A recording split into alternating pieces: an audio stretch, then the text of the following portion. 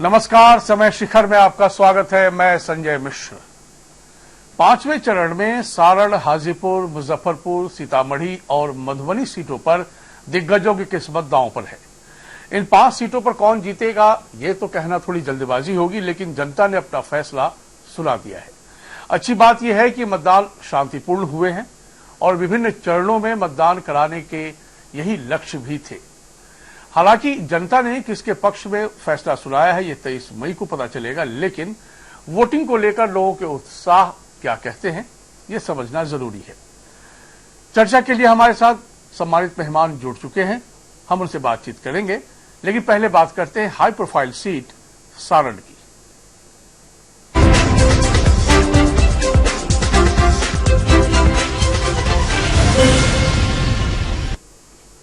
Saran Lok Sabha seat 2008 के परिसीमन से पहले छपरा संसदीय सीट के नाम से जाना जाता था, ये हम सब जानते हैं।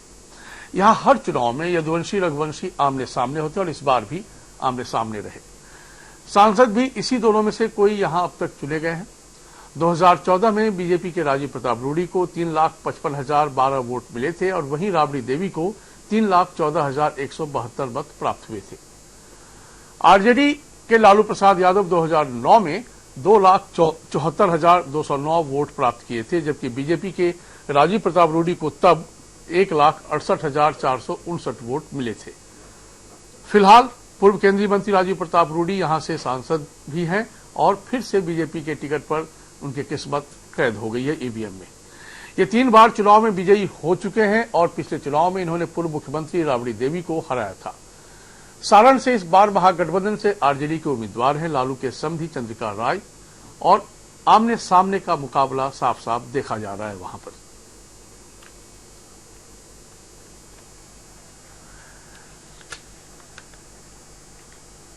ये पूर्व केंद्रीय मंत्री और मौजूदा सांसद राजीव प्रताप रूडी ने परिवार समेत मतदान में हिस्सा लिया। उन्होंने राजीव प्रताप रूडी की बेटी अंतिमा भी पहली बार वोट देने पहुंची। रूडी के परिवार ने कतार में लगकर मतदान में हिस्सा लिया। इस दौरान राजीव प्रताप रूडी ने अपनी जीत का दावा करते हुए कहा कि केंद्र में मोदी सरकार इस बार 400 के पार।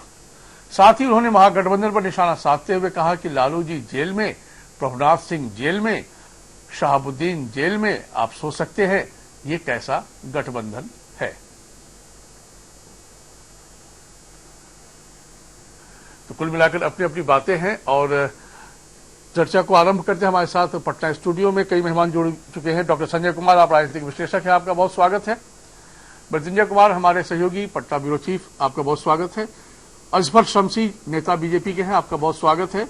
अशोक यादव, आप आरजेडी के प्रवक्ता हैं, आपका बहुत स्वागत है। और केंद्रीय स्टूडियो में हमारे साथ मुकेश कुमार हैं, राजनीतिक विश्लेषक, सर आपका बहुत स्वागत है।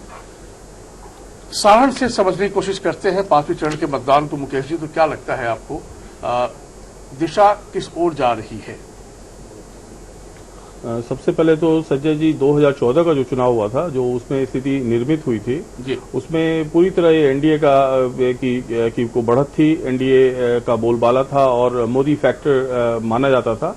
इस बार बिहार में, देश के अन्य स्थानों में और बिहार में विशेषकर, यहाँ अगर आप तुलनात्मक अध्ययन करेंगे तो स्थितियां बिल्कुल बदली हुई हैं और महागठबंधन के आने के बाद जिसके प्रमुख घटक दल आरजेडी, कांग्रेस, आरएलएसपी, वीआईपी, हम जैसी पार्टियां हैं और इनके एक साथ एकजुट होने पे वहां की जो राजनीतिक स्थिति है, वहां का जो पॉलिटिकल अर्थमेटिक है वो बिल्कुल बदला हुआ है और हर एक सीट पे कांटे की टक्कर मानी जा रही है और इस सीट पर भी, सारण की सीट पे भी कांटे की टक्कर है। आप जैसा आपने कहा भी कि यह सीट परंपरागत रूप से लालू जी की सीट मानी जाती थी। यहाँ 3 बार लालू जी खुद जीते हैं और 2014 में राजीव प्रताप रूडी ने राबड़ी देवी जी को हराया और निवर्तमान सांसद हैं वो, और उनकी इस बार जो लड़ाई है वो वहां के परसा के विधायक जो उनके समधी भी हैं, चंद्रिका जी के साथ है। चंद्रिका जी का परिवार भी काफी पुराना राजनीतिक परिवार है। उनके पिता दुर्गा प्रसाद राय वहां मुख्यमंत्री रहे हुए बिहार के, और पुराना परिवार है, राजनीतिक परिवार है, सुलझा हुआ परिवार है। तो ऐसी स्थिति में वहां दोनों तरफ से जो स्थितियां हैं आज के दिन में जो चुनाव हुआ है, तो बहुत ही फोटो फिनिश इसको कहा जाएगा, वो माना जा रहा है कि फोटो फिनिश होगा। हार और जीत का मतलब अंतर बहुत कम होगा और आखिरी समय में ही तय होगा। 23 को ही मालूम होगा कि बाजी किसने जीती है। 2009 में 48.77% पोलिंग हुई थी सारण में। 2014 में ये परसेंटेज लगभग 7% से ज्यादा बढ़ गया था और 56.10% पर मतदान खत्म हुआ था। यानी अब इस बार ये ट्रेंड बढ़ता हुआ ही नजर आ रहा है। क्या लगता है मृत्युंजय, क्या फीडबैक आ रहा है आप लोगों के पास सारण से?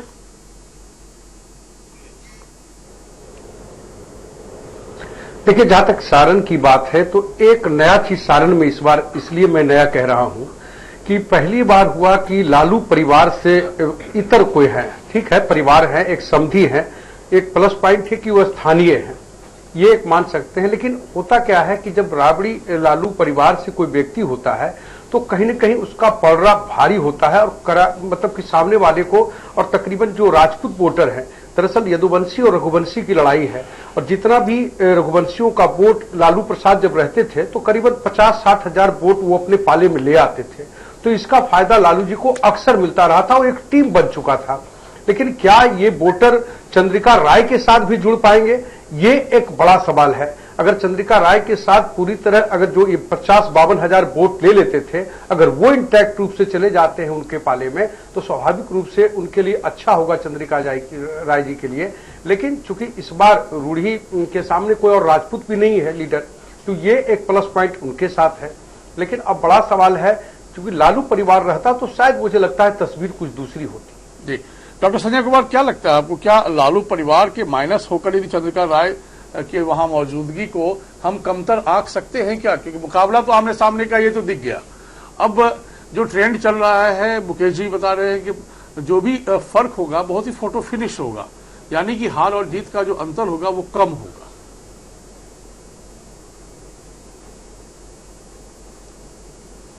नहीं, वो ठीक बता रहे हैं, क्योंकि वहां भी जातीय समीकरण जो है उसको थोड़ा देखने की जरूरत है। करीबन जो है वो 25% वहां यादव मतदाता हैं, 23% वो राजपूत मतदाता हैं।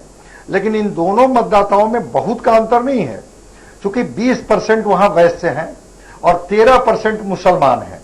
बाकी और अगड़ी जातियां हैं या ईबीसी है या दलित मतदाता हैं। तो ये जातीय ध्रुवीकरण कैसे होता है, इस पर चीजें वहां तय होगी। चूंकि ठीक है, चंद्रिका राय इनके समधी हैं लालू जी के, लेकिन उससे भी उनका बड़ा कद है कि वो दरोगा राय के बेटे हैं और सारण के इलाके में भी उनकी अपनी पकड़ है, लोग उनको जानते हैं, स्थानीय पहचान है और एक सुलझे हुए नेता है। तो ये जातीय ध्रुवीकरण में महागठबंधन का वोट अगर इंटैक्ट रहता है, यादव मुसलमान का वोट अगर वहां इंटैक्ट रहता है, और अगर जो कुशवाहा का वोट है या पिछड़ी जातियों का वोट है अगर इनके पक्ष में होता है, तो एक समीकरण बनेगा। लेकिन जो मैं आज राजीव प्रताप रूढ़ी जी को देख रहा था और जिस कॉन्फिडेंस में वो बात कर रहे थे, तो मुझे लग रहा था कि वो अपने जीत के प्रति कहीं ना कहीं से आश्वस्त दिख रहे थे। लग रहा था कि जो उनके वोट हैं, जिसकी बात मृत्युंजय जी कह रहे थे कि जो रघुवंशियों का कुछ वोट व्यक्तिगत रिश्ते की वजह से पार्टी और दल से हट करके भी लालू जी जो अपने पाले में कर लेते थे, और प्रभुनाथ सिंह की उपस्थिति नहीं होने की वजह से शायद रघुवंशियों का वोट में बहुत बिखराव वहां नहीं हुआ। अब रह गई कि बाकी समीकरण वहां कैसे बैठेंगे, ये तो 23 मई को देखेंगे। लेकिन हां, ये बात है कि लड़ाई वहां नेक टू नेक फाइट होगी, और उस लड़ाई में चूंकि कई लोगों का मैंने इंटरव्यू देखा छपरा में, और राजीव प्रताप रूढ़ी के प्रति कहीं ना कहीं उनकी नाराजगी थी, लेकिन उन्होंने एक बात बड़ी अच्छी कही कि मैं राजीव प्रताप रूढ़ी को तो पसंद नहीं करता हूं, लेकिन मुझे मोदी पसंद है और मैं मोदी के लिए वोट करूंगा, एनडीए के लिए वोट करूंगा। तो ये फैक्टर का लाभ भी राजीव प्रताप रूढ़ी को मिलेगा। अब देखना होगा 23 मई को परिणाम क्या आते हैं। ठीक कह रहे हैं आप शमसी साहब, ये कॉन्फिडेंस क्या कहता है सारण में?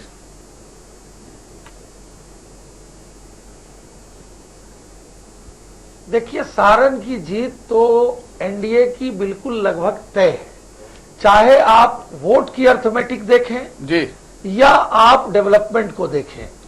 वोट की अर्थमेटिक में जो लालू जी के परिवार को वोट आता था, आज उनके ही परिवार में घमासान मचा हुआ है। सत्ता के लिए दो भाई में ही लड़ाई चल रही है।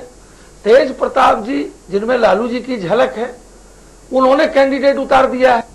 तो तेज प्रताप भी पॉपुलर है क्योंकि लालू जी की झलक उनमें है, और वो कह रहे हैं कि ये ट्रेडिशनल उनकी सीट है, उनके परिवार को आनी चाहिए। अब तेज प्रताप ने जो कैंडिडेट को उतारा है, वो आरजेडी का जो वोट जिसको अर्थमेटिक बताया जा रहा है, वो कहां जा रहा है। अब रहा कि एनडीए का जो फैक्टर है, एनडीए के पास वोट अर्थमेटिक भी है और डेवलपमेंट भी है। लोग देश में यशस्वी प्रधानमंत्री नरेंद्र मोदी जी को बनाना भी चाहते हैं, और जो वोट की अर्थमेटिक है, यानी दोनों पॉइंट ऑफ व्यू से। और तीसरी तरफ अगर हम देखते हैं, जो आरजेडी का पहला था, जब लालू जी लड़ते थे उनका एक अलग प्रभाव था, या राबड़ी जी लड़ती थी, तो तेज प्रताप भी यही बोल रहे हैं कि ये हमारी परंपरागत सीट है, ये हमारी ट्रेडिशनल सीट है, ये हमारे परिवार की सीट है। और जब परिवार में ही इस बात का डिस्प्यूट और विवाद है कि वहां कौन लड़ेगा, तो उस हालत में ये कहना कि टोटल यादव के वोट और मुसलमान के वोट, जिसको एम और वाई समीकरण ये मानते हैं, मैं तो एम और वाई नहीं मानता, मैं तो केवल वाई मानता हूं। एम की मजबूरी है डरा कर, धमका कर, खौफ दिखा करके कि भाई आप हमको वोट दें। तो उनका जो एक वोट है, ट्रेडिशनल वोट, उसमें टूट है। और उस ट्रेडिशनल वोट के टूट के बाद जो आरजेडी के कैंडिडेट हैं, ठीक है उनके पिताजी बहुत बड़े आदमी थे, लेकिन जो कैंडिडेट हैं उनकी क्या छवि है, उनकी छवि या उनके परिवार के लोगों की छवि, फिर आरजेडी का उसी जाति से कैंडिडेट का खड़ा होना। दूसरी तरफ एक डेवलपमेंट फैक्टर है, आम लोगों के दिमाग में बैठा हुआ है कि नरेंद्र मोदी जी को सत्ता में लाना है, नरेंद्र मोदी जी को प्रधानमंत्री बनाना है। तो इन सारी बातों को अगर हम कैलकुलेट करते हैं, तो उस वोट की अर्थमेटिक में भी, विकास के अर्थमेटिक में भी, और लालू जी के परिवार के अंदर जो सत्ता पे वर्चस्व की लड़ाई है। तो अब भाई वीरेंद्र कहते हैं कि कौन है तेज प्रताप, मैं नहीं जानता हूं। तो जब उन्होंने प्रेस में और मीडिया के सामने ये बात कह दिया, तो ये तो अब सतह पर आ गया है। ठीक सर, उनकी लड़ाई सामने आ गई है। अब बगल बैठे हुए हम जवाब ले लेते हैं। नहीं जानता हूं। तो इस प्रकार के सिचुएशन में सारण को अगर हम कंसंट्रेट करते हैं, तो वहां पर 100% एनडीए के कैंडिडेट राजीव प्रताप रूडी जीतेंगे। ठीक, अशोक जी क्या है ना, अर्थमेटिक की बात बार बार ये कर रहे हैं, यानी कि अंकगणित चाहे विकास को लेकर हो या जातीय समीकरण को लेकर हो, और या फिर एकजुटता के अंकगणित को लेकर हो, जो कि आपकी पार्टी में अभी सर्वथा अभाव नजर आ रहा है। इन कारणों से ये सारण को मान रहे हैं कि 100% सुरक्षित है बीजेपी के लिए।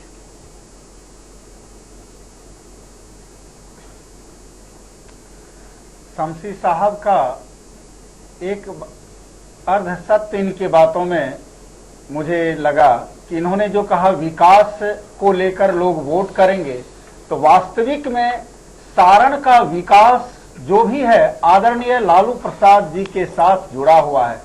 चाहे वो छपरा विश्वविद्यालय हो, जहां पर कि गरीब गुरुओं, दलित, महादलित सबों के शिक्षण की व्यवस्था की गई, या मढ़ौरा में रेलवे फैक्ट्री की स्थापना हो। मुझे उतनी सारी जानकारी तो नहीं है, लेकिन यह बात सच है कि सारण में जो कुछ भी विकास है तो वह आदरणीय लालू प्रसाद जी का विचार है। और संजय जी एक बात जान लें, लोकतंत्र में जब महाबदलाव का बयार चलता है तो मतदाता व्यक्ति को वोट नहीं करता है, विचारधारा को वोट करता है।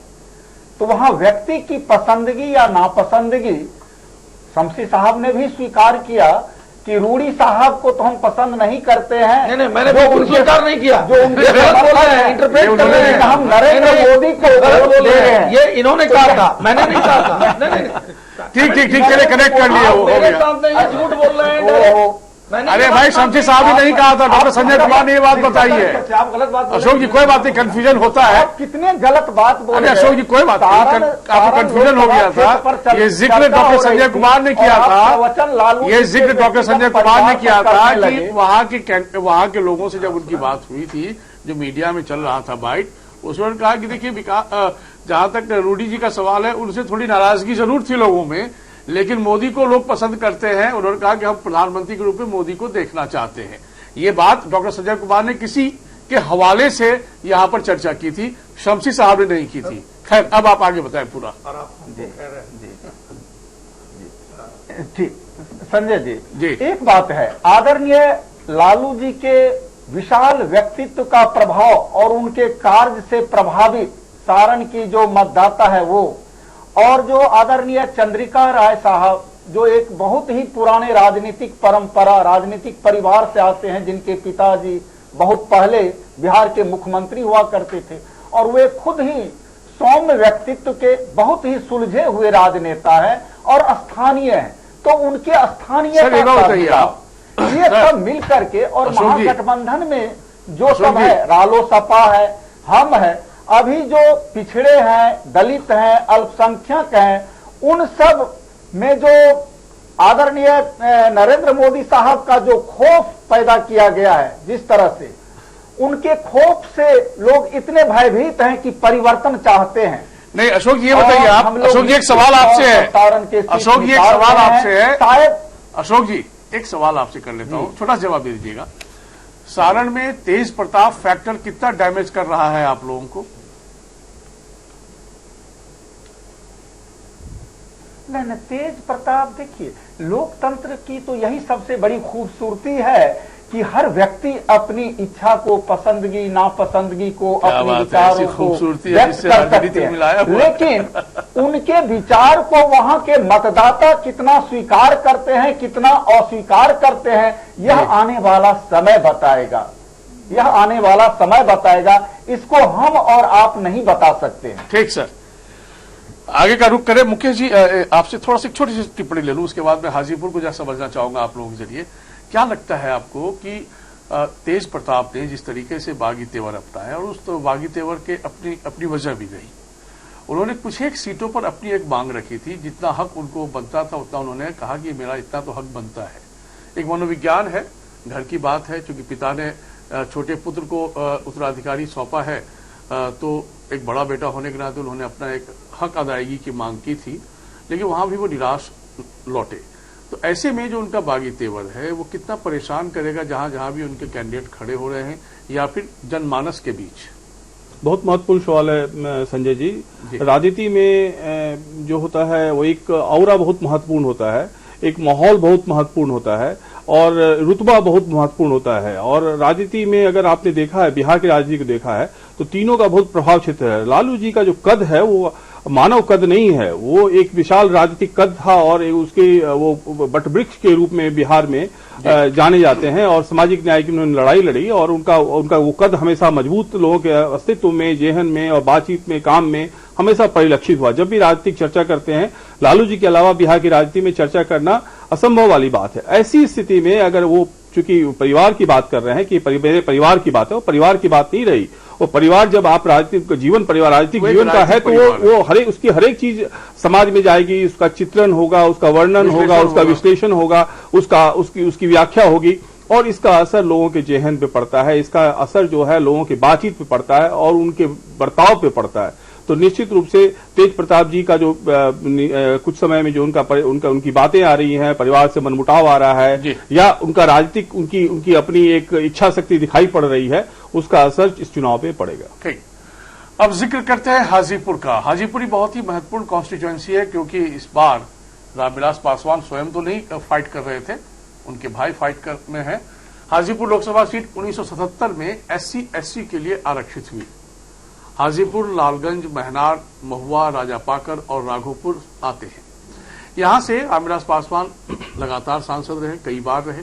2014 में यहां LJP के रामविलास पासवान को 4,55,652 मत प्राप्त हुए थे, जबकि कांग्रेस के संजीव प्रसाद टोनी को उस वक्त 2,30,152 वोट मिले।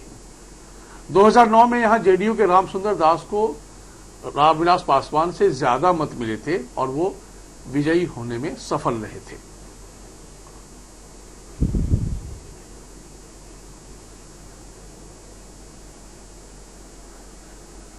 तो ये स्थिति है। पशुपति पारस वहां से मैदान में है, और कुछ तस्वीर हम पहले दिखा देते हैं, उसके बाद फिर चर्चा को आगे बढ़ाएंगे। हम आपको लोकतंत्र के महापर्व की कुछ महत्वपूर्ण तस्वीरों से रूबरू करा रहे हैं। हाजीपुर लोकसभा सीट से वैशाली में मतदान का जज्बा आप देखिए। वैशाली में दूल्हे राजा ने दोनों जिम्मेदारियों को बखूबी निभाया। ये कई जगह, देश के कई हिस्सों से इस तस्वीर ऐसी आती रही है। बारात जाने से पहले दूल्हे ने सूट बूट और गले में माला डाले मतदान केंद्र वो जा पहुंचा। दूल्हे को देखने के लिए मतदान केंद्र पर लोगों की भीड़ भी इकट्ठा हो गई, स्वाभाविक है। आर्मी में कार्य करने वाले इस शख्स ने एक मत के महत्व को समझा और लोगों को भी समझाया। एक तरफ लोकतंत्र का महापर्व और दूसरी तरफ शादी। देखिए कितना अद्भुत नजारा है। दूल्हे राजा आए हैं बूथ पर वोट डालने। आइए इनसे बात करते हैं, कैसा लग रहा है? क्योंकि इधर वोटिंग भी आज है और आपकी शादी भी आज ही है। अच्छा लग रहा है। दोनों को एक साथ कैसे निभा रहे हैं? अच्छा है। वोट सुबह 7-7 बजे वोटिंग करके आए, उसके बाद शादी के सब आदमी जा रहे हैं। अच्छा, तो वोट गिरा है? हाँ, वोट गिरा है। किस उम्मीद पर वोट गिराने चले हैं? सरकार अच्छा चाहते हैं। मतलब क्या मुद्दा क्या है वोट करने का? तो अच्छा सरकार है, अच्छा ही चाहना चाहिए। तो ये है संतोष, ये जो लालगंज से हजारीबाग का निकल रहा है अपने बारात लेकर, और इसी बीच क्योंकि वोटिंग भी करना था तो दोनों के लिए अलग अलग समय निकालना बड़ा मुश्किल था, फिर भी इन्होंने इसकी महत्ता को समझा और वोटिंग किया। 5 का पंच में एक पंच ये भी अच्छा लगता है। हाजीपुर में बिहार बीजेपी के प्रदेश अध्यक्ष नित्यानंद राय ने कर्णपुरा की बूथ संख्या 260 पर लाइन में खड़े होकर मतदान में हिस्सा लिया। नित्यानंद राय ने दावा किया कि पूरे प्रदेश के 40 सीटों पर एनडीए प्रत्याशी की जीत होगी।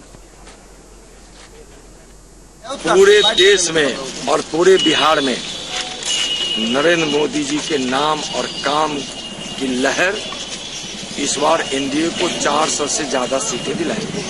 बिहार में भी हम 40 की 40 सीटें जीतेंगे। पहले 19 लोकसभा क्षेत्र के हुए मतदान में 19 की 19 जीत रहे हैं।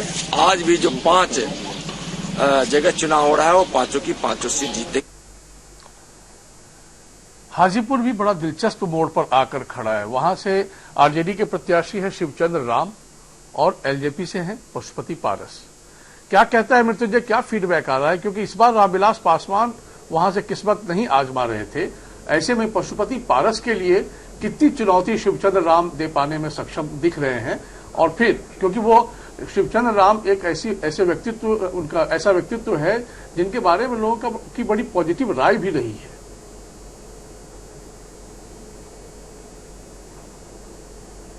देखिए, सही कहा आपने। और मैं भी जब रिपोर्टिंग के दौरान जब लोगों से बात कर रहा था तो एक थोड़ा सा, एक तो पूरा 40 साल से रामविलास पासवान का पूरा परिवार, मतलब एक तरह से कहे कि उन्हीं का सब कुछ था वहां।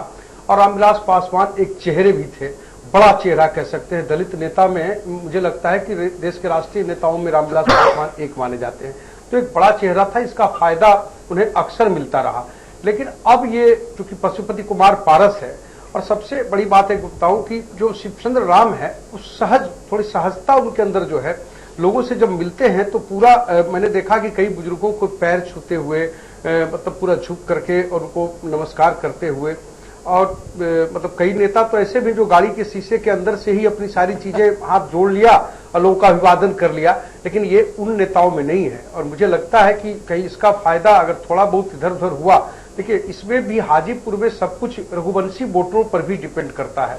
अगर रघुवंशी वोटरों को अपने पाले में लाने में अगर कामयाब होते हैं शिवचंद्र राम, तो हो सकता है कि इसका फायदा उन्हें मिले।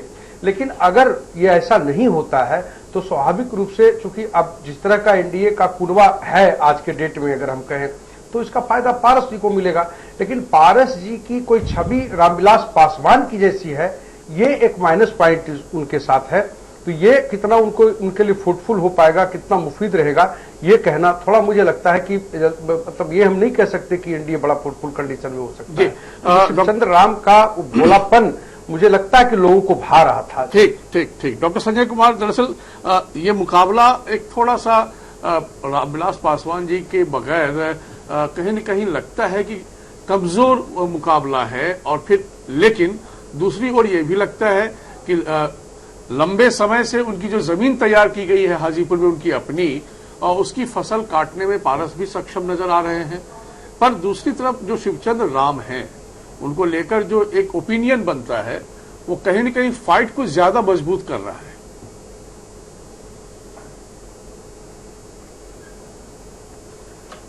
नहीं, चूंकि रामविलास पासवान वहां नहीं है ये फ्रेम में, और पशुपति कुमार पारस लोगों को कितना कन्विंस कर पाएंगे, इससे ज्यादा इंपॉर्टेंट चीज ये हो गया है कि लोगों ने कैंडिडेट से ज्यादा मोदी पर भरोसा दिखला दिया।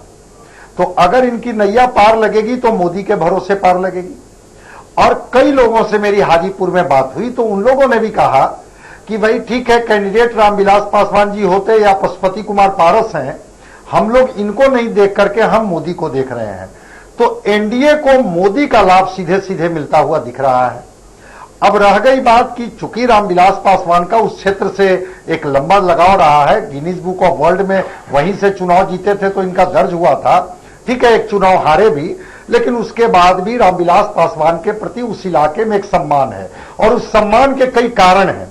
हाजीपुर को जो उन्होंने दिया है, आज भी लोगों के जेहन में वो चर्चा है कि हाजीपुर को इन्होंने कैसे बदला है। ठीक है, बहुत सारे डिमांड आज भी बने हुए हैं कि आज भी नगर निगम का डिमांड वहीं के वहीं खड़ा है, और भी कई इश्यूज हैं जिस पर वो लोग कह रहे हैं कि शायद रामविलास पासवान अगर होते इस बार कैंडिडेट तो कुछ हम लोग ज्यादा उम्मीद करते। पशुपति कुमार पारस जी क्या करेंगे नहीं करेंगे नहीं कह सकते हैं।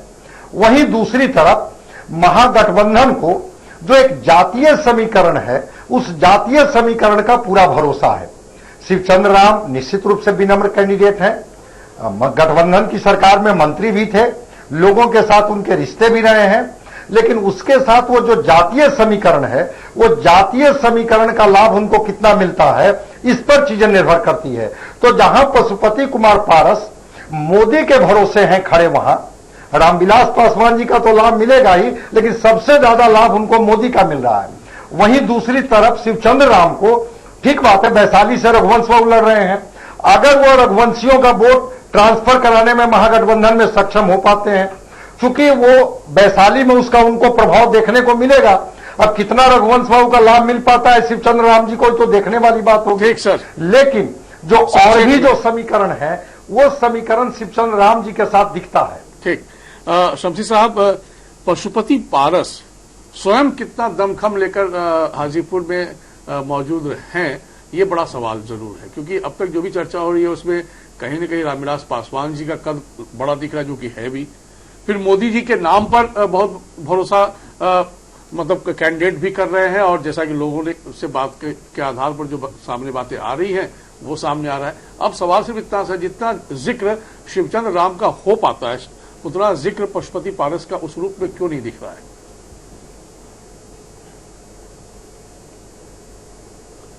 देखिए, सीधी बात है, इस बार का लोकसभा चुनाव दो विचारधाराओं पे लड़ा जा रहा है। एक तरफ एनडीए के मुखिया आदरणीय नरेंद्र मोदी जी, जो देश के यशस्वी प्रधानमंत्री हैं, और दूसरा जो धड़ा है यूपीए का, उसके अंदर तो पहला लीडर ही तय नहीं है, न उनके पास नीति है, न नीयत है, और न नेता है। तो ये जो दो पार्ट में देश में चुनाव, उनके यहाँ सोमवार को अगर ममता बनर्जी प्रधानमंत्री की कैंडिडेट है तो मंगल को मुलायम सिंह है, बुध को दूसरे हैं। इस तरह से 7 दिन में उनके यहाँ 7 प्रधानमंत्री के कैंडिडेट हैं। एनडीए में आदरणीय नरेंद्र मोदी जी हैं, जिन्हें पुनः प्रधानमंत्री बनना है। तो ये पूरे देश के अंदर टू पार्टी सिस्टम के आधार पर एनडीए और यूपीए में हो रहा है। तो पहला तो ये समझना होगा कि देश के अंदर एक्सेप्टेबिलिटी, तो मतलब स्थानीय उम्मीदवार कोई मायने नहीं रखता है आपके मुताबिक, ये हम समझे तो कहीं दो राय नहीं। मैं आ रहा हूं, मैं मिश्रा जी मैं आ रहा हूं जी, come to the point sir. जहां तक क्षेत्रीय बात है, तो रामविलास पासवान जी का भी अपने क्षेत्र में कद रहा है, और रामविलास जी मैक्सिमम हाजीपुर से जीते हैं, उन्हीं के परिवार के लोग हैं, वो भी एक शालीन आदमी है।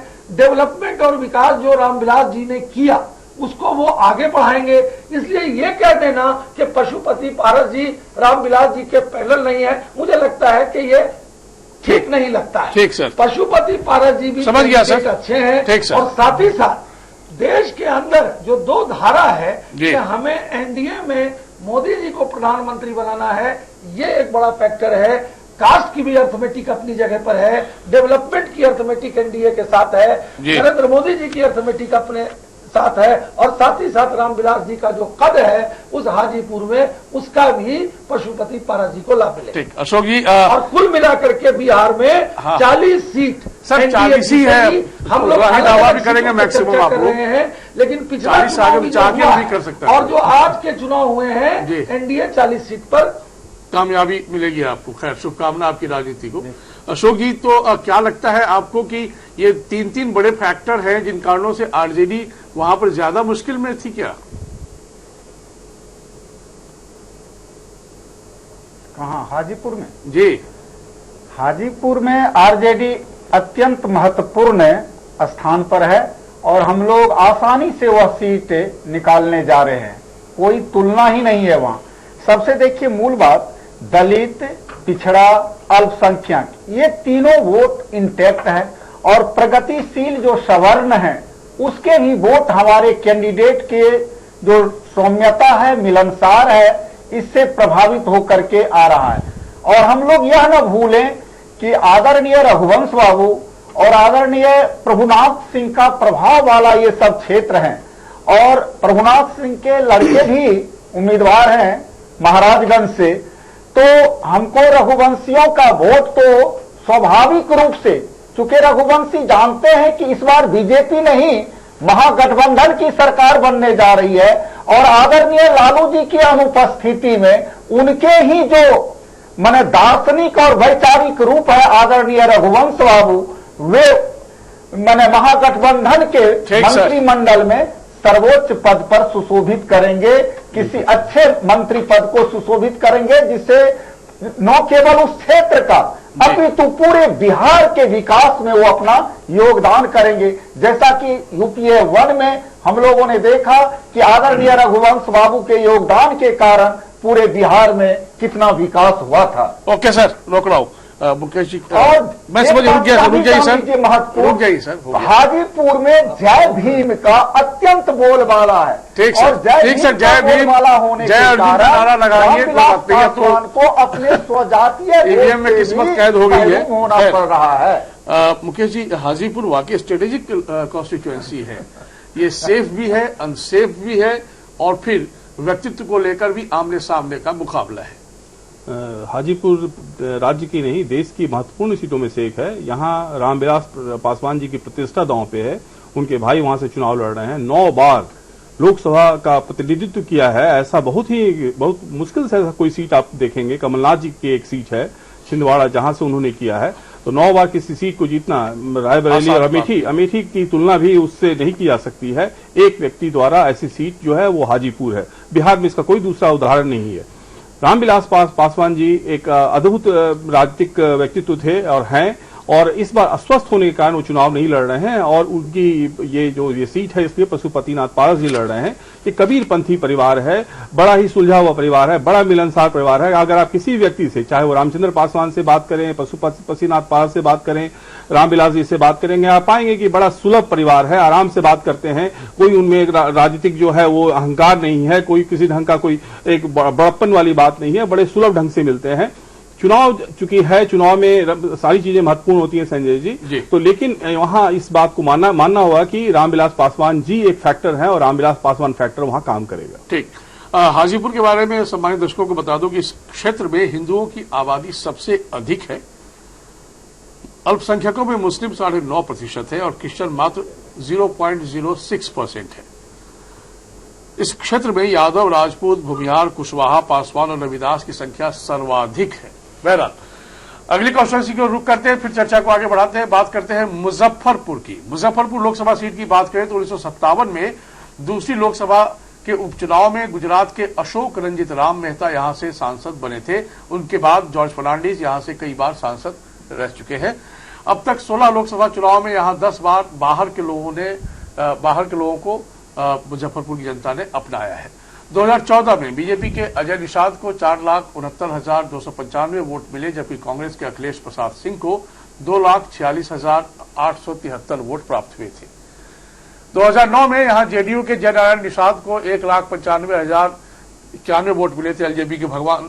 ऐसे ही तमाम इक्वेशंस आते जा रहे हैं और ये कुल मिलाकर इस बार जो फाइट है मुजफ्फरपुर में वो आमने सामने का है बीजेपी के अजय निषाद और वीआईपी से डॉक्टर राजभूषण चौधरी निषाद। मुजफ्फरपुर के एक मतदान केंद्र पर राष्ट्रपिता महात्मा गांधी के साथ 6 माह तक रहने वाले वयोवृद्ध गिरिजा नंदन मतदान करने पहुंचे। गिरिजा जी की उम्र 105 साल है, लेकिन मतदान के प्रति उनका उत्साह देखिए तो आनंद आ जाता है। गिरिजानंदन व्हील चेयर से मतदान करने पहुंचे। मतदान के लिए चुनाव आयोग की तरफ से की गई व्यवस्था से वो संतुष्ट भी दिखे।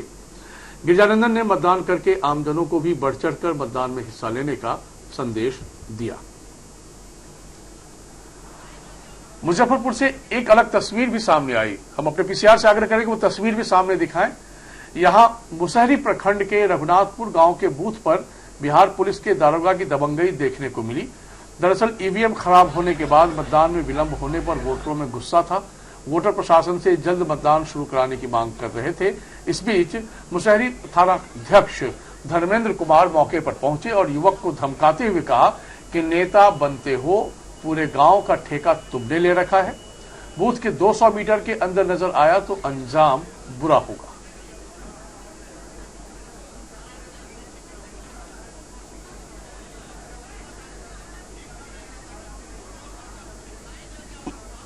मुजफ्फरपुर में सर यही तस्वीर है मुकेश जी। अजय निषाद बीजेपी से, डॉक्टर राजभूषण चौधरी निषाद वीआईपी से।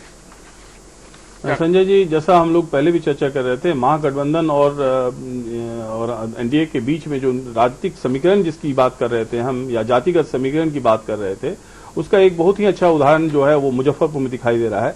वीआईपी पार्टी का जो इंक्लूजन हुआ, जो वो महागठबंधन में आई मुकेश सहनी की पार्टी, तो वो बिल्कुल नई पार्टी है। वो काम भी यहां नहीं करते हैं, वो बॉम्बे में काम करते हैं, लेकिन जिस ढंग से उनको महत्व दिया गया, उनका रुतबा बढ़ा और जिस ढंग से उनको महागठबंधन में एक निर्णायक भूमिका दी गई, कई सीटें दी गई और सीपीआई को सीट नहीं मिली, तो उस ढंग से ये देखा जा रहा था कि आखिर ये किस कारण से इनको सीटें इतनी मिल रही हैं। तो निषाद जो वोट है, जो पहले एनडीए की तरफ में काफी झुका हुआ था, उसको रोकने और वापस करने के लिए महागठबंधन ने एक जो महत्वपूर्ण अपनी राजनीतिक उसने चाल चली है, उसका एक उदाहरण जो है वो मुजफ्फरपुर में आप देख रहे हैं। अजय निषाद और राजभूषण चौधरी निषाद के बीच की लड़ाई, कांटे की टक्कर है। दूसरे जो जातिगत समीकरण है वो उसको तय करेंगे। और इस पूर्व में भी आपने जैसा इस बात का जिक्र किया कि सोशलिस्टों का गढ़ माना जाता था, यहाँ जॉर्ज की ये सीट रही है, तो बहुत ही महत्वपूर्ण भूमिका होगी और यहाँ भी कांटे की टक्कर दिखाई दे। ठीक, मृत्युंजय, 2 निषाद आमने सामने हैं,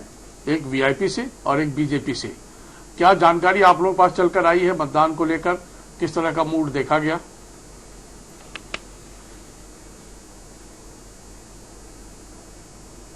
पहली बार देखा कि मुजफ्फरपुर में भीड़ का मतलब कि सुबह से ही जो कतार थी इतनी ज्यादा, लेकिन एक बड़ा फैक्टर है कि पहली बार ऐसा हुआ कि आमने सामने दोनों गठबंधनों से निषाद ही जाति से प्रत्याशी है। तो ये एक नया प्रयोग होगा और मुझे लगता है कि ये नया प्रयोग ही मुझे लगता है कि एनडीए के लिए, अब ठीक है नरेंद्र मोदी के भरोसे सब कुछ है तो ये तो बात अलग है, अब नरेंद्र मोदी की कितनी सुनामी चल रही है ये अलग बात है, लेकिन आप देखो कि पहली बार ऐसा हुआ है कि आमने सामने निषाद जो लड़ रहे हैं और मुझे लगता है कि वीआईपी पार्टी कहीं ना कहीं निषाद वोटरों को अपने पाले में लाने में कम से कम 50% तो जरूर कामयाब हुई है। और ये वोटर अगर उधर शिफ्ट किए हैं तो मुझे लगता है कि ये एनडीए की सेहत के लिए सही नहीं कहा जा सकता। और चूंकि निषाद साहब के बारे में जो अजय निषाद हैं उनके बारे में कहा जा रहा था कि वो मुजफ्फरपुर में बहुत ज्यादा समय नहीं देते थे, थोड़ा जो एक 1-to-1 जो उनका अपना रिलेशन था वो उस तरह को मेंटेन जो कैप्टन जयनारायण निषाद किया करते थे वो चीजें अजय निषाद में नहीं, ये वहां के मतदाता भी मानते हैं और जब रिपोर्टिंग के दौरान वो इस बात को कहते थे। तो अब देखना यह है कि अगर नरेंद्र मोदी के नाम पर वोट लोग दे रहे हैं, कई जगहों पर हम कि एक महिला से पूछा गया तो उन्होंने गैस सिलेंडर का जिक्र कर दी, तो हो सकता है कि इसका फायदा मिल जाए। लेकिन पहली बार जो ये प्रयोग हुआ है ये एनडीए पर कहीं भारी न पड़ जाए। लेकिन अब बड़ा सवाल ये है कि जो नई नई पार्टी वीआईपी पार्टी 23 तारीख को देखेंगे साहब कितना दमखम वाली पार्टी है, क्या वास्तव में ज्यादा से ज्यादा वोट लेने में कामयाब हो पाएगी? बिल्कुल। बाकी 2 कॉन्स्टिट्यूएंसी को भी हम देख लेते हैं, फिर उसके बाद चर्चा में हम आखिरी दौर में आएंगे। सीता मां की धरती सीतामढ़ी में भी आज मतदान हुआ। 1957 में पहली बार हैदराबाद से पीएसपी के उम्मीदवार तब आचार्य जेवी कृपलानी को भाषा धर्म से ऊपर उठकर पूरे सम्मान के साथ लोगों ने विजयी बनाया था। इसके बाद यहां स्थानीय उम्मीदवारों का दबदबा रहा और 1977 में जनता पार्टी के टिकट पर श्याम सुंदर दास जीते। 80 में कांग्रेस के बलराम भगत भी जीते थे वहां से। 89 में दरभंगा से आए थे हुकुमदेव नारायण यादव, उन्होंने भी जनता दल के टिकट पर यहां जीत हासिल की थी। कुल 15 लोकसभा चुनाव में 11 बार स्थानीय प्रत्याशियों ने जीत हासिल की। वर्तमान में यहां सांसद रामकुमार शर्मा है, लेकिन उनको टिकट नहीं मिली थी। 2014 में रामकुमार शर्मा ने आरजेडी के सीताराम यादव और जेडीयू के अर्जुन राय को हराकर सीट पर कब्जा कर लिया था। 2014 में आरएलएसपी के रामकुमार शर्मा को 4,11,265 वोट प्राप्त हुए थे, जबकि आरजेडी के सीताराम यादव को 2,63,300 मत मिले थे।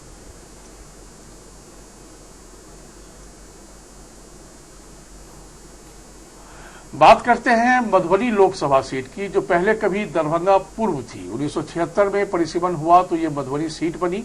ये सीट सीपीआई का गढ़ माना जाने लगी जब सीपीआई के भोगेंद्र झा यहां से जीतने लगे। ये दौर था 1989-91 का।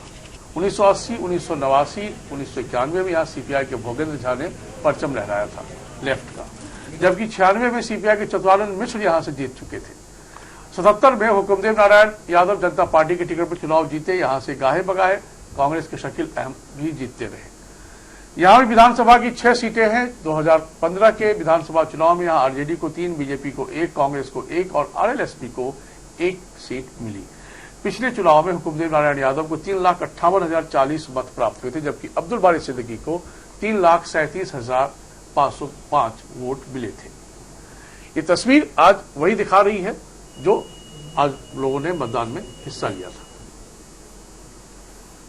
डॉक्टर संजय कुमार, क्या लगता है आपको मधुबनी और सीतामढ़ी, मधुबनी ट्रायंगल फाइट की ओर, सीतामढ़ी में आमने सामने का मुकाबला बहुत दिलचस्प है दोनों कॉन्स्टिट्यूएंसी।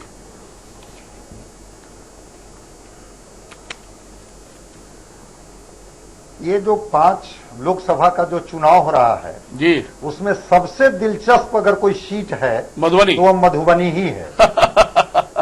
और आपको जानकर के ये लगता होगा कि शकील साहब किसी पार्टी के कैंडिडेट नहीं है, न महागठबंधन के कैंडिडेट हैं और न ही जो हैं एनडीए के कैंडिडेट हैं, लेकिन उनके पक्ष में मुसलमान भी हैं और उनके पक्ष में ब्राह्मण भी हैं। चूंकि मधुबनी में सबसे ज्यादा वोट माने मुसलमानों का है और ब्राह्मणों का है, बल्कि कांग्रेस पार्टी ने भावना झा को इन्हीं के लिए निकाला, क्योंकि भावना झा खुल करके वो इनके शकील साहब के पक्ष में प्रचार कर रही हैं।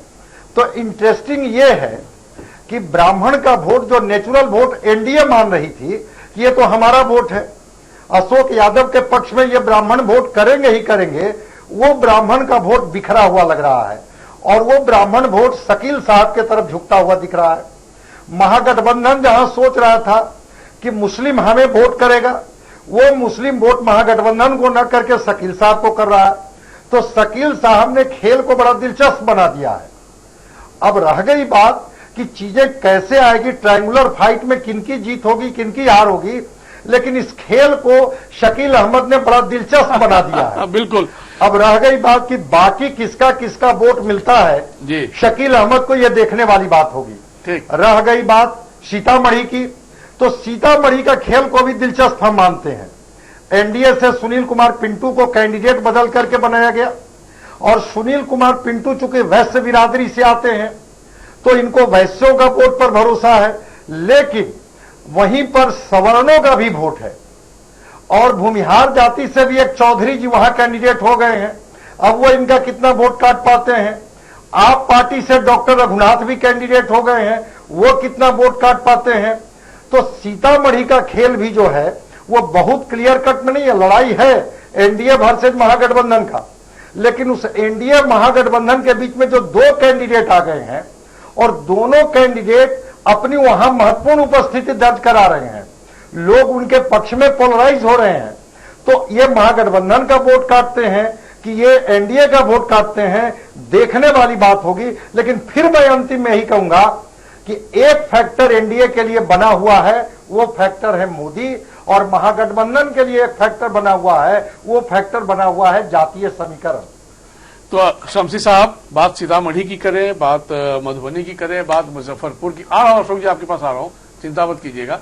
शमसी साहब को पहले ले लेता हूं उनका रिएक्शन, क्योंकि मैंने इनका नाम अभी लिया है।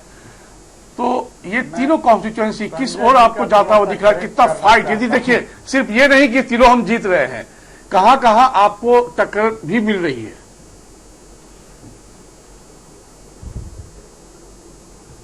देखिए, मैंने पहले भी एक बात कहा था कि जिस तरह इंग्लैंड में 2 पार्टी सिस्टम, कंजर्वेटिव पार्टी और लेबर पार्टी, ये उसमें चुनाव होता, उसी ढर्रे पर देश का चुनाव जा रहा है। एनडीए और यूपीए।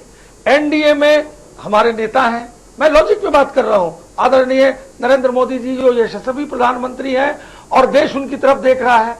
2 पार्टी सिस्टम में यूपीए में कोई लीडर नहीं है, उनका लीडर ही अभी तक तय नहीं हुआ है, एक फैक्टर। दूसरी बात जो आपने मुजफ्फरपुर की, मधुबनी की और सीतामढ़ी की, तो वीआईपी पार्टी की एक्सेप्टेबिलिटी नहीं है समाज में। केवल जात के आधार पर पार्टी बना देना, आरजेडी लंबे समय से लालू करण बन के बनाया है, तो इसलिए वीआईपी की वो एक्सेप्टेबिलिटी नहीं है कि उनका वोट ट्रांसफर हो जाएगा। इस वजह से मैं मानता हूं कि आदरणीय नरेंद्र मोदी, क्यों बोलना पड़ा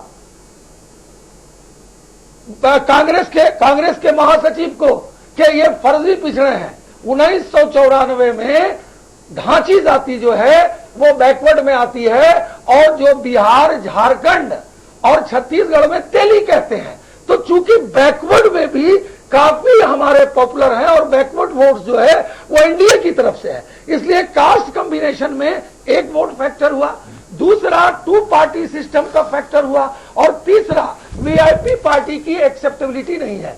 मधुबनी के अंदर जो इनका वोट बैंक था, उस वोट बैंक में टूट है। तो मैं कुल मिलाकर के यही कहूंगा कि ये तीनों चीजें, वीआईपी की एक्सेप्टेबिलिटी नहीं, 2 पार्टी सिस्टम में हमारे लीडर हैं, और तीसरी बात यह है कि डेवलपमेंट है। तो इन सारी बातों को लेकर के हम सभी सीटों पर जीत रहे हैं जितना चुनाव हुआ। और आज चुनाव हुआ, मैं दावे के साथ कह रहा हूं, आप 23 तारीख को भी रहेंगे और मैं आपके भी चैनल पे आऊंगा और आप देखेंगे कि 40 की 40 सीट एनडीए जीत रही है। ठीक सर, हम तो बस चर्चा करने के लिए बने हैं, हम पार्टी तो हो ही नहीं सकते, क्योंकि हम पत्रकार हैं। जैसा आप कह रहे हैं आपको सुन रहा हूं, जैसा अशोक जी अब कहेंगे उनको सुन लेंगे। अब आप बताइए कि इन 3 सीटों में अशोक जी कहां कहां कितनी मजबूती से आप लोग चुनौती देने में सक्षम हुए? नहीं, पहले मुझे खंडन, पहले मुझे 1-2 खंडन करने दीजिए। अच्छा, प्लीज करिए। सबसे पहले संजय जी जो राजनीतिक विश्लेषक है, इनसे मैं असहमत हूं कि एनडीए नरेंद्र मोदी के चेहरा को लेकर के और महागठबंधन जो है जातीय समीकरण। हाँ, यह सच है कि एनडीए जो है एक तानाशाह के अस्थायी अस्तित्व के लिए गोलबंद है, और महागठबंधन जो है उस तानाशाह के चंगुल से संविधान, लोकतंत्र, संवैधानिक संस्थाओं और आरक्षण को खत्म होने से बचाने के लिए एकजुट है, चट्टानी एकता के साथ है। हमारे यहाँ कोई जातीय समीकरण नहीं है। हमारे जितने भी प्रगतिशील सवर्ण है, अब साहब छोड़िए, जातीय समीकरण डिबेट का मुद्दा नहीं है, लेकिन दुनिया जानती है साहब, हम किसी एक अभी भी चुनाव बिना जाति के तो हो नहीं रही है साहब। बार समीकरण को ध्यान में रखकर ही आप लोग कैंडिडेट को खड़ा करते हैं, वहाँ कास्ट जरूर फैक्टर होता है साहब। वरना निषाद क्यों, निषाद आपने सामने होते, बात ही नहीं करती है। निषाद में कहीं पंडित को कहीं क्यों नहीं खड़ा किया के नाम पे वोट ऐसा नहीं है साहब, परिवार में डालते हैं, जनता का पैसा अपने तो ठीक है साहब, वो इश्यू नहीं है। शमसी साहब आप रुक जाइए, आप कह रहे हैं कि शमसी साहब आप रुक जाइए प्लीज, मैं सक्षम हूँ अशोक जी से बात करने के लिए। लाइन पर है शमसी साहब, मैं सक्षम हूं अशोक जी से सवाल करने के लिए, प्लीज आप रुक जाइए।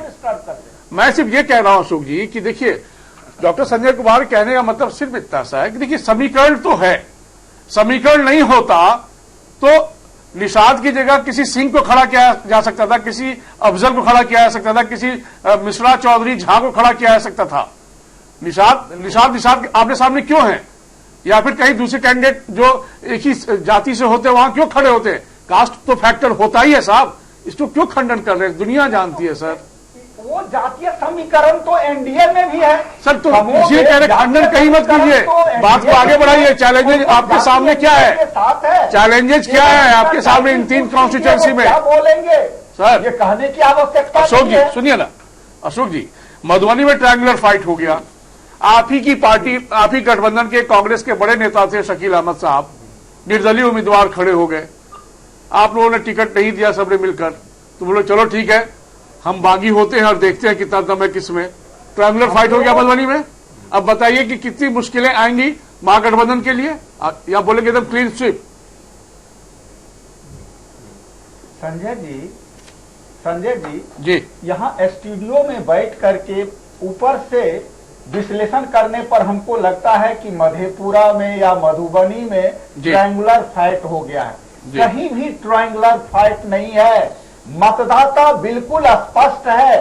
एक तरफ वो एनडीए और दूसरी तरफ महागठबंधन के जो मतदाता वर्ग है वो संविधान, लोकतंत्र और आरक्षण को बचाने के लिए चट्टानी एकता के साथ है। इसमें 3 क्या अगर 13 भी खड़े हो जाए, उनके मत पर कोई असर नहीं पड़ने वाला है। मतलब इन 5 में जीत रहे हैं ना, जो है इधर से उधर होने वाला नहीं है। देखिए बिहार के लोग संजय जी बहुत काबिल होते हैं। गोईठा में कोई घी ढालना नहीं चाहता, सबको काबिल नजर आते हैं। अपने वोट को कोई बर्बाद करना नहीं चाहता। यहाँ का मतदाता अपने वोट को निर्णायक बनाना चाहता है, बर्बाद करना नहीं। वो निर्णायक आपके पक्ष में हो ज्यादा अच्छा है, आप ये कहना चाह रहे हैं। बहरहाल मुकेश जी आपका एक कमेंट लेना जरूरी है। जिसके भी पक्ष में हो, ठीक सर, जिसके भी पक्ष में हो, ठीक हो गया सर। मुजफ्फरपुर, सीतामढ़ी, मधुबनी, हाजीपुर, सारण, अपने अपने ट्रेंड सब जगह अलग अलग दिख रहे हैं। उसका विश्लेषण किस रूप में फाइनली आपको लगता है होना जरूरी है? क्योंकि मतदान तो अब जहां जिसकी किस्मत कैद हो रही थी वो तो हो गई ईवीएम में। हाजीपुर, मुजफ्फरपुर और सारण में कांटे की टक्कर है और बिल्कुल ये फोटो फिनिश का मामला होगा, आखिरी क्षणों में तय होगा। और चूंकि हाजीपुर में मैंने जिक्र किया कि आप मान के चलें कि रामविलास पासवान की प्रतिष्ठा का प्रश्न है, लोगों को याद है उनके कामों को, तो वो एक फैक्टर रहेंगे। और मधुबनी और सीतामढ़ी में जहां त्रिकोणात्मक संघर्ष होगा, बिहार में हो या उत्तर प्रदेश में हो, वहां एडवांटेज एनडीए है। और ये बात मधुबनी में स्पष्ट दिखाई दे रही है। शकील अहमद साहब का खड़ा होना, शकील अहमद साहब का चुनौती देना, अभी शकील अहमद साहब का रीबल बनना ही पहली बार वो महागठबंधन को कमजोर करने का एक बड़ा पक्ष दिखाई दे रहा है। मेरे हिसाब से, मेरे विश्लेषण से वहां एडवांटेज एनडीए दिखाई दे रहा है। लेकिन चूंकि चुनाव वाली बात है, अगर मुस्लिम मतदाता अगर शकील अहमद साहब की तरह उनकी रुझान ज्यादा नहीं होती है तो महागठबंधन एक चुनौती के पक्ष में है और आखिरी समय तक ये फैसला होगा। सीतामढ़ी में भी वही कमोबेश स्थिति है, क्योंकि सुनील कुमार पिंटू जो है वो मंत्री भी रह चुके हैं, वहां काफी लोकप्रिय नेता है, स्थानीय नेता है, आखिरी समय में उनका चयन हुआ है, जेडीयू से चुनाव लड़ रहे हैं। वहां मोदी जी के साथ साथ हम लोग नीतीश कुमार का भी पक्ष देख रहे हैं और नीतीश कुमार वहां एक फैक्टर है, इसलिए वो काफी चुनौतीपूर्ण है। वहां मेरे हिसाब से सीतामढ़ी भी एनडीए के कोई एडवांटेज दिखाई दे रहा है। बहुत शुक्रिया